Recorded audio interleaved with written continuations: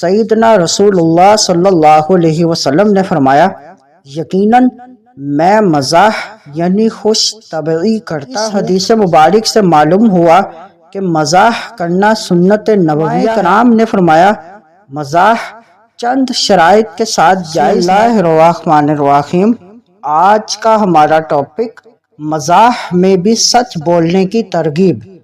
حضرت عبداللہ بن عمر رضی اللہ تعالی عنہما سے روایت ہے کہ سیدنا رسول اللہ صلی اللہ علیہ وسلم نے فرمایا، یقیناً میں مزاح یعنی خوش طبعی کرتا ہوں اور میں مزاح میں بھی سچ بات ہی کہتا ہوں۔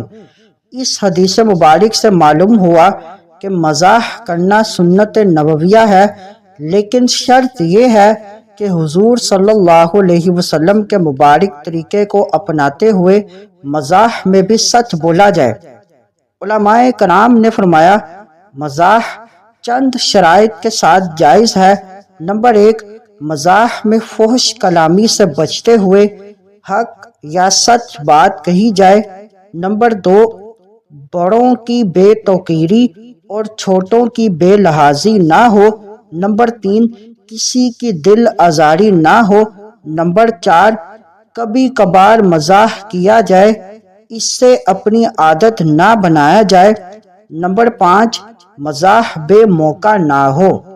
مزید معلومات کے لیے ہمارے چینل کو لائک اینڈ سبسکرائب کریں۔